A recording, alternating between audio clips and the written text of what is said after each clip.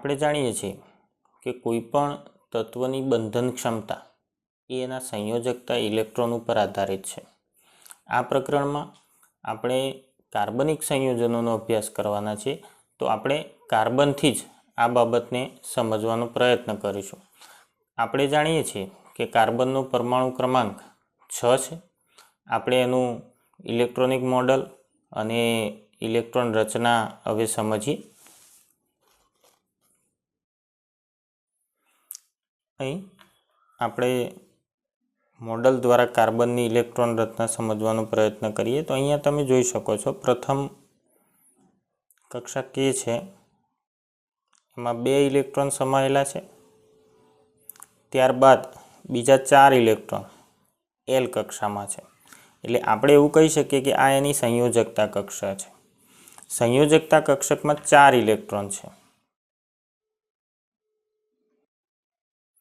સંયોજકતા કક્ષકમાં 4 electron હોવાના કારણે carbon anion અથવા કેટાયન બનાવવા માટે ખૂબ જ ઊંચી ઉર્જાની જરૂર પડે છે. આપણે જાણીએ છીએ કે એલ કક્ષા છે એમાં એની ઇલેક્ટ્રોનની જે ક્ષમતા છે એ 8 છે. સંયોજકતા કક્ષકમાં 4 ઇલેક્ટ્રોન હોવાના કારણે 4 ઇલેક્ટ્રોન કાં તો મેળવવા પડે કાં તો ગુમાવવા પડે. આના માટે ખૂબ જ વધારે ઉર્જાની જરૂર પડે છે. તો આ મુશ્કેલીનો હલ કાર્બન પરમાણુઓ બીજા તત્વના અથવા બીજા કાર્બન સાથે ઇલેક્ટ્રોનની ભાગીદારી કરી અને એનો હલ લાવે છે.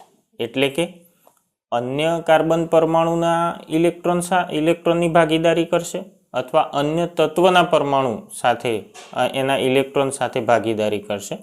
તો ભાગીદારીથી બનતા આવા બંધને આપણે સહસંયોજક બંધ કહીએ છીએ. સહસંયોજક બંધ કાર્બન સિવાય અન્ય પરમાણુઓ પણ બનાવે છે. ઇલેક્ટ્રોનની ભાગીદારીથી બનતા આ રાસાયણિક બંધો સહસંયોજક બંધો કહેવાય છે.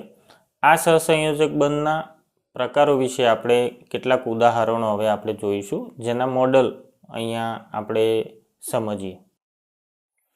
સહસંયોજક બંધમાં અત્યારે મારી પાસે અહીંયા જે મોડલ છે એમાં અહીંયા જુઓ કે આ ગ્રીન કલરના 2 મણકા છે, એને આપણે હાઇડ્રોજન પરમાણુ તરીકે જોઈએ. તો હાઇડ્રોજન પાસે એક જ ઇલેક્ટ્રોન છે. હાઇડ્રોજનની પોતાની અષ્ટક પૂર્ણ કરવા માટે બંનેને એક ઇલેક્ટ્રોનની જરૂર છે. તો 2 હાઇડ્રોજન એક ઇલેક્ટ્રોનની ભાગીદારી કરી એક સહસંયોજક બંધ અહીં બનાવે છે. તો આ પ્રકારના જે સહસંયોજક બંધ બને છે એ સહસંયોજક એક બંધ છે. તેવી જ રીતે આપણે જોઈએ કે ઓક્સિજન અહીંયા લાલ જે પરમાણુઓ બતાવ્યા છે, લાલ જે 2 પરમાણુઓ છે એ ઓક્સિજનના પરમાણુઓ તરીકે આપણે જોઈએ.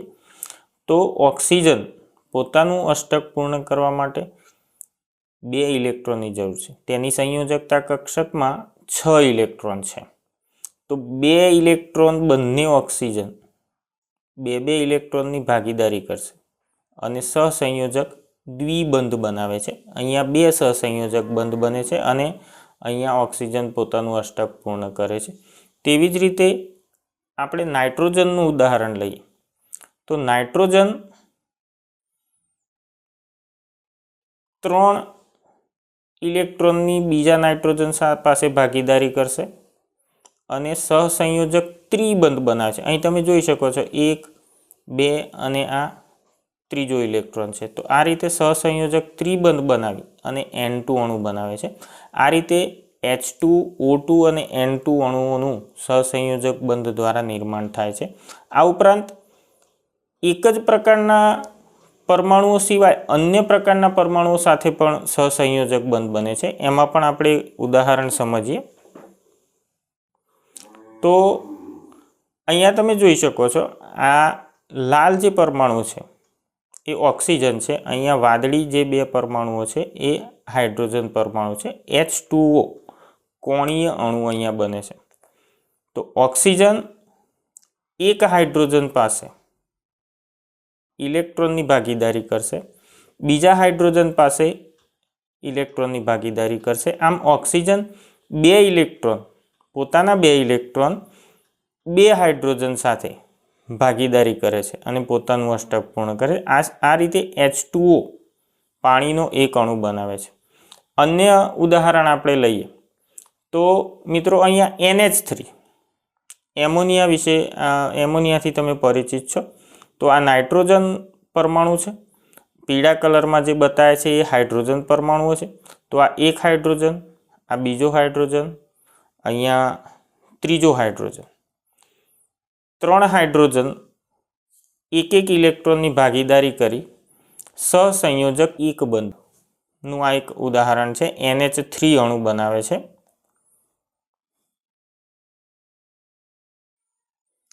મિત્રો, સહસંયોજક બંધ બનાવવામાં કાર્બન પરમાણુઓની વિશિષ્ટ ક્ષમતા છે.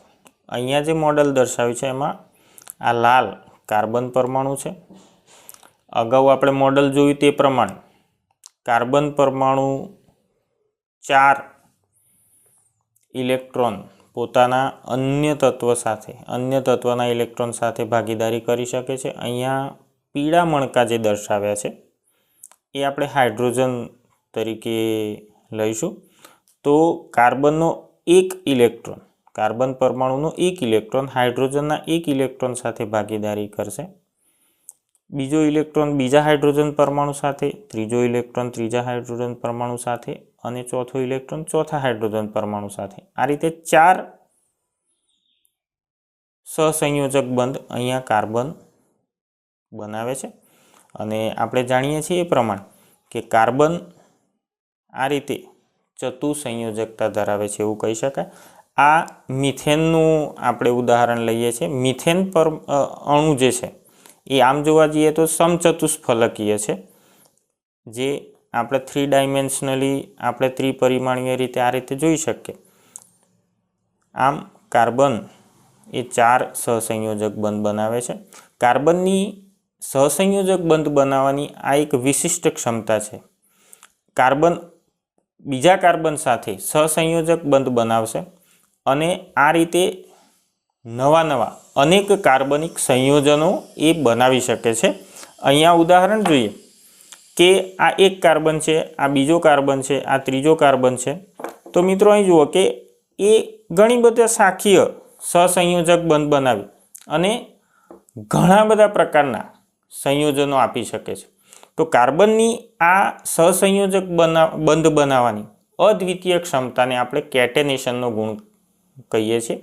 કાર્બન સહસંયોજક બંધ સતત આ રીતે શૃંખલામય ઘણા બધા કાર્બન પરમાણુઓ ભેગા મળી અને વિશાળ સંયોજનોની શ્રેણી બનાવે છે. આ કાર્બનિક સંયોજનો અનેક વિવિધ પ્રકારના આપણને ઘણા બધા વિશ્વમાં જોવા મળે છે. કાર્બન સહસંયોજક બંધ ધરાવતા સંયોજનોની આપણને ખૂબ જ વિવિધતાઓ આપણી આસપાસ જોવા મળે છે. એમાં કાર્બનના અપર રૂપો આપણે જોઈએ, એના મોડલ સ્વરૂપે આપણે એની હવે સમજ મેળવીશું. અહીંયા હીરાનું મેં મોડલ બતાવ્યું છે. અહીંયા કાર્બનની એક આ જાળીદાર ત્રિપરિમાણીય રચના દર્શાવેલી છે. પ્રત્યેક કાર્બન પરમાણુ બીજા 4 કાર્બન પરમાણુઓ સાથે સહસંયોજક બંધ બનાવી અને એક સખત જાળીદાર રચના બનાવે છે. આવું જ અપર રૂપ આપણે બીજું જોઈએ તો આ ગ્રેફાઇટ છે મિત્રો. ગ્રેફાઇટમાં કાર્બન બીજા 4 કાર્બન પરમાણુઓ સાથે સંયોજાય અને સ્તરીય રચના બનાવે છે. અહીં તમે જોઈ શકો છો આ એક સ્તર છે, આ બીજું સ્તર છે, આ ત્રીજું સ્તર છે. બંનેના ગુણધર્મોમાં પણ ફરક છે. હીરો વિદ્યુતનો અવાહક છે, જ્યારે ગ્રેફાઇટ વિદ્યુતનું સુવાહક છે. આ સિવાય એક આધુનિક રૂપ બકીબોલનું આપણે અહીંયા મોડલ જોઈએ તો બકીબોલમાં જોડીને એક નેનો ટ્યુબ તૈયાર થાય છે. અહીંયા કાર્બનના ઘણા બધા અસંખ્ય પરમાણુઓ ભેગા થઈ આ એક નેનો ટ્યુબની રચના બનાવે છે, જે અહીં તમે જોઈ શકો છો. કાર્બન ત્રિબંધ 3 કાર્બન, એક કાર્બન 3 બંધ બનાવશે, 4 બંધ બનાવશે. આ રીતે એક જાળીદાર નલિકામય રચના અહીંયા જોવા મળે છે. આ રીતે આપણે અહીંયા સમજ્યા કે કાર્બન સહસંયોજક બંધ બનાવી અને અનેક વૈવિધ્યપૂર્ણ સંયોજનો આપે છે અને એક વિશાળ આપણને કાર્બનિક સંયોજનો પ્રાપ્ત થાય છે.